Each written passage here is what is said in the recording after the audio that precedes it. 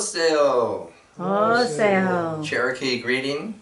Today is November 1st. It's also called Halomas, or All Saints Day, the Day of Holy People. In Navajo, Din Dini is translated as Holy People. It means insusceptible to corruption. Our medicine people are holy people. And I'm starting off with, I'm a subscriber to Indian Country Today, and currently featuring Winona LaDuke, medicine woman of the Eshebani Nation for the larger Ojibwe. And she is spokeswoman for the 7 fires, which are the teachings, and right now to rekindle the First Nations reemergence as new nation. And so in this, that she's introducing briefly a quote from Arundhati Roy, a writer in India who is a political activist and an author. Even one of her first books, you know, just like Allen Ginsberg, got to get an obscenity trial. That's always a good note. And she's married to a famous filmmaker in India and all of that. I would consider her somewhat the Jane Fonda of India. So she champions for women's rights and also for indigenous people's rights. And this was a quote that Winona had there on her show. And also, Winona is inaugurating what we call Native American Heritage Month. Heritage, inherit. Recognition is the way in Native America that we inherit. So also we are beginning with that, and I should say up here, this is the Thunderbird. The Thunderbird mask is the Thunderbird who is the Commander-in-Chief of Turtle Island's Native America. And we will hear more about that come through the month. And this quote is from the book that Arundhati Roy has published recently. It's called We Are One, a celebration of tribal people around the world. See what you hear in this. The pandemic as a portal. Historically, pandemics have forced people to break with the past and imagine their world anew. This one is no different. It is a portal, a gateway between one world and the next. We can choose to walk through it, dragging the carcasses of our prejudice and hatred, our avarice, our data banks and dead ideas, our dead rivers and smoky skies behind us. Or we can walk through it lightly, with little luggage, ready to imagine another world and ready to fight for it.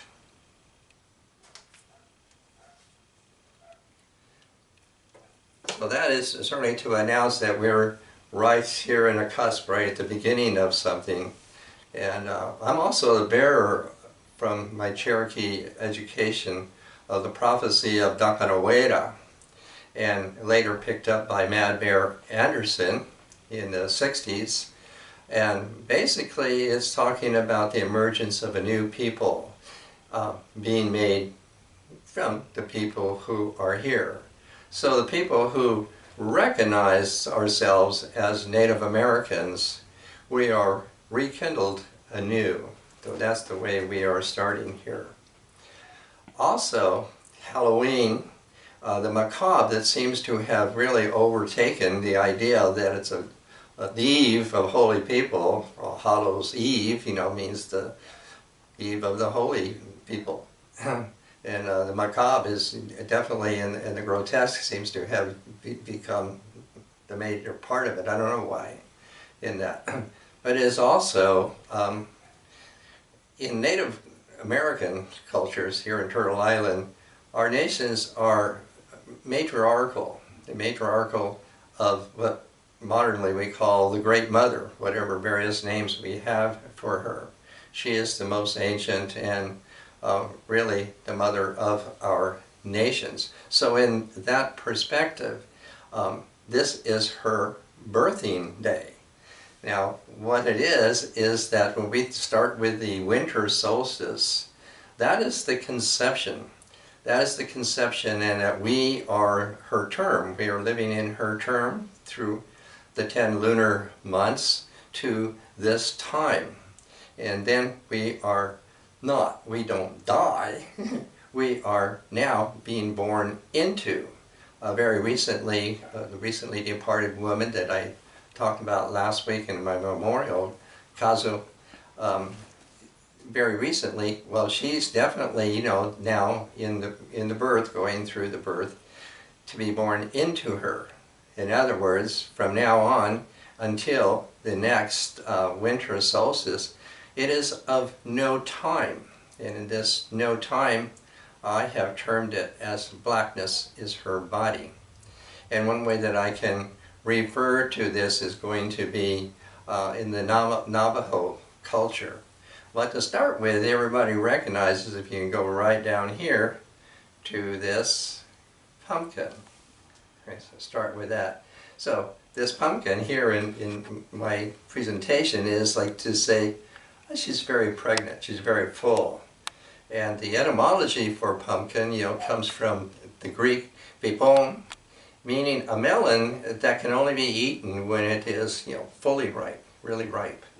And that's how it has evolved into pumpkin. The suffix is the English addition to it. So that's a very auspicious image for this time exactly. And then what I want to speak of, Ashishisasoni. And when you go up here to this painting up on the top, this is my painting of a Navajo ceremonial mask, and I'll explain about it. Earlier than I did this painting, I did a short series of Navajo ceremonial masks using simulated materials. In other words, this is painted. I did actually collage pieces simulating the material, like leather and hair and things like that. And I had a show of these paintings in the library in Nevada, and they said it was the biggest turnout. People come to it. Over 300 people signed the registrar that saw my show on the series of Navajo masks. So I like to put that in there. Where this, I've translated those materials into this painting. Now, to explain, in English, this is called Black God. It's what happens with English. In Navajo, the mask is male, see, but the content of the mask, in this case, is not male. We'll say female because it is her. And the way that the mask is arranged, has a constellation in it. Where I said that Thunderbird is the commander-in-chief of Native America. Up there in the sky world, she is the, what should I say, the commander of the star nations. The star nations are the constellations of the star world. And so here on this mask, it's very interesting to see here the feature. Here's a circle and a line going up and a crescent on top. This is also to say month. That's the extent of a month. So as a deity, she is given as the originator of months. So months is definitely, in her repertoire, her name. And then the two circles for the eyes next to it, these are the star constellations of what we call the Little Dipper in Cassiopeia, or Navajo, they're called the revolving stars. Aka is the male and Va'a is the female star next to each other. And most notable up there at the temple of her head is meant to be the constellation of the Pleiades. Now the Pleiades here in Native America, starting around the summer solstice, was the rising of the Great White Buffalo constellation, and that's what it figures. Here in this particular arrangement, the name in Navajo is Duliehi, meaning pointer, a pointer. And in this context, I'm saying that is the point of the horn of the great white buffalo that's pointing like that. And that also, you know, have kind of a story as how that constellation got to be up there. That, kind of putting it simply, she, that great she, you know, went into the lodge of Earth Woman. And Earth Woman has these little babies there. And these little babies, you know, jumped on her ankle. And she stomped, and the babies jumped up to her knee. And she stomped again, and it jumped up to her hip. And she stomped again, and it went up to her shoulder, and she stomped again. And they came to rest up here. This is really, you know, a kind of a picturesque way of monitoring the rising of the constellation up to this point. That was a way of locating that in her. In the making of these masks, you know, very natural materials are used. It's, you know, very, you can say, kind of ritually governed in all of that. So the black, you know, in other words, I made simulated materials like using black leather like that, but I learned everything. So certain kinds of weeds that are charred and mixed with fat, with tallow, you know, to make the black. And then there's the availability of white clay to make, you know, the white rings and things like that. The one in the center, the straight line, is interesting because it's given something of a mythical origin, and that is she herself made it, and she used the froth or foam from the root of a soap plant. So I find that very interesting that she drew that. The crescent is meant, you know, to be the moon, but it's also figured here. We have a ceremonial, and we have impersonators who act the ceremonial. And then we have sand paintings that the Hatali makes. And then accompanying all this are kind of stories or legends, you know, that have all of this in it.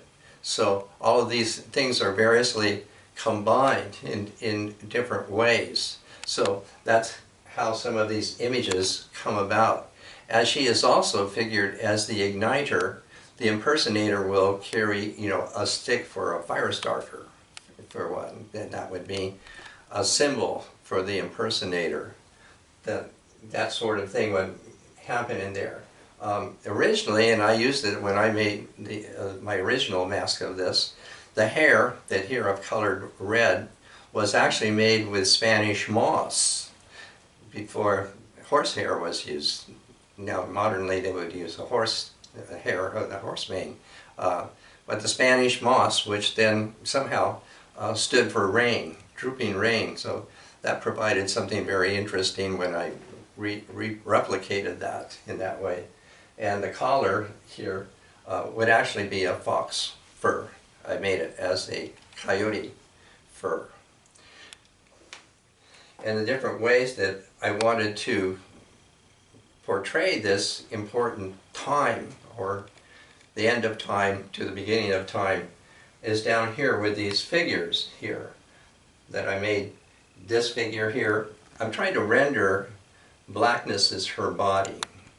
Up here, this is a ceremonial mask that plainly is to represent that.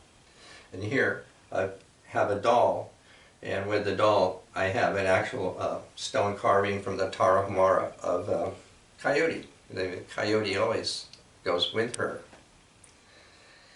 And here, if you go right up here, this is a big chunk of lava that definitely has a face to it. And Jack and Claudia were with me when we were coming back from Guadalupe, Arizona, where we attended Yaqui ceremonies. And something just had me drive off the highway and out there into the desert, and I just stopped one place and walked down, through a gully and up, and there it was. It actually just drew me to it. So that is a very good rendering of blackness there. And over here, this is actually a very small, portable, we'll call it sand painting, Navajo sand painting. In my experience, I found it very, very unusual to find it. And that is a rendering for who the mask is, Ashishashini. Hashish means cannot speak. We could kind of render it holy if we decided that holy beings don't speak. So hashish, means speechless. Speechless. And so here the figure has a zigzag on it, and that's the Milky Way. And presumably in her hand she would be holding, a firebrand, like that. And of course here's, Nicky, the black cat that so much took care of our cat as he was ailing on his way out. There. Now I want to mention this mask right here. This is Hashi Ba'an, and this is a female, say we'll call it, a female deity impersonator there. And it's a face mask. It's a domino mask, where the mask up here is a helmet mask, fits over the whole head. And significant here because all of this appears rightfully in the Night Way ceremonial. In the Night Way ceremonial, ostensibly all of the masks are supposed to, show up and appear there. And also very particular, it is a children's initiation, in particular here, the initiation of the girls. And the impersonator who is wearing this mask is all figured this way, has rein, and the ear flaps are, to hear through the wind, and the black hair and the feather, all of that. So as the child is sitting on the floor and being initiated into this, and they lightly whip her with, little yucca leaves, like that. And then the woman who is impersonating this, because these people are all friends and relatives, takes off her mask. She takes off her mask and shows the child who she is. Then she takes the masks and puts it over the child, so that the child is now, the girl is now looking through the mask of this being, of this deity. So that's, very significant in there. I wanted to include this. It's meant to be a buffalo horn with an eagle feather to inaugurate that we are at the beginning of Native American Heritage Month, just the month. And the point of the buffalo horn is Gilyehi, so they have put all of that together. So in all of this, we are in a very auspicious time right now. We are definitely looking for a shift in consciousness. Even those who are acquainted with Castaneda's teachings of Don Juan, that's what he's talking about. He's talking about, quote, a shift. So it definitely looks that way, as the Indian author here has, that I had quoted, certainly is showing us that, and everything is telling us to, get ready for that. We're in it. So that's the way that we're having all of this right now. Now I'm going to have another part to this.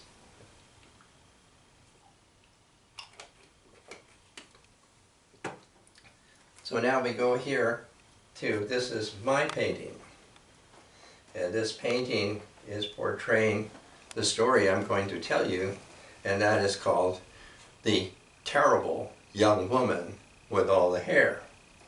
And I have a doll, who goes with it. Interestingly, some time ago I had come across a magazine somewhere where I found out this that there are women that actually have this, young women, that the hair just keeps growing and growing and growing and growing, and there was photographs, and generally what I recall was that the photos of the women seemed to have something like woolly hair, so it was very, very, very thick, and it just grows and grows and grows, so somehow the story has maybe come from that. And here, the Dagda, now we're in a Celtic world. I'm saying all of us here, we're in Native America, but we also have a Celtic heritage as well. And in the Celtic heritage, we're talking about Dagda. Dagda is a wizard. He's the arch wizard, the arch druid, all of that. And right now, we're going to start this, that we're in that eve, we're in that Samhain. I should say that word Samhain, that's the Celtic word for this time. It means literally summer's end. So this would be the eve of Samhain's end, Samhain Eve, like that. And the Dagda is out for his evening stroll. It's in the evening, so it's kind of dark, like that. And he runs right into this other person, and he's, oh, pardon, excuse me, but it was her. And she shrieked. She shrieked, and as she shrieked, her hair flew up, up, and kept going up and up, hair, hair, hair, everywhere, until totally it crowded the sky, like that, like thick, dark thunderclouds. And then it began to oodle down. It began to, in spirals, in noodles, began to come down, like big furry caterpillars coming down all around Dagda. Oh my, if this keeps going, certainly I will be smothered out of breath. Like, what can I do? Well, you're a wizard, so I come up with something. And so, what does hair need but a comb? A comb. So he conjured up a big comb. Well, now how am I going to operate this comb? Wheel. Think wheel. So he conjured a big wheel, kind of like a unicycle, big wheel, and he mystically mounted this big comb on this big wheel. And then he brought out his trusty harp. He always had a harp. So he brought out his harp and he began to strum his harp. And as he strummed his harp, the fingers of the comb began to rhythmically move and move and move, and began to stroke those wild, woolly tresses. And the wheel rolled this way and rolled back this way, rolling back and forth. There was a lot of hair, so it had a lot of territory to cover, and he kept stroking that. The wheel rolling back and forth until at last, finally, who knows how long it took at all, but her hair finally calmed down. Isn't that nice? And she says to him, "Oh, my fair fiddly fine, you are the greatest poet alive." Well, what a reward for his wizardry to do that. But that's not the end of it. No. What do you think happened? But that big wheel rolling over the earth, back and forth and back and forth. Well, I'm sure you've been out in the country and you've seen something like that. It started to make a crevice. It started to make a crease. I mean, it was a big wheel, really big. And so it creased and creased and creased into the earth. It creased so deep. Guess what happened? Creak! It started to creak open. It started to creak open. And guess what? Down there was everybody, maybe everything that ever lived and ever died or ever was. Now they could come out. Now they began to come up through that crease. All of them, all of those, whoever had ever lived and died. And as they hit the atmosphere, they made this terrible sound.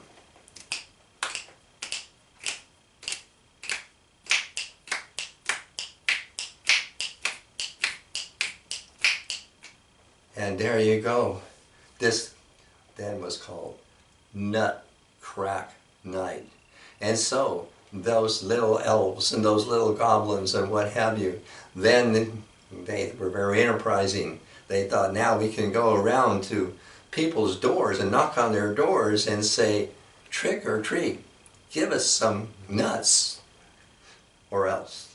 So there you go. Happy Halloween, happy All Saints Day, happy the inauguration of Native American Heritage Month, and I will be back with more of that next week.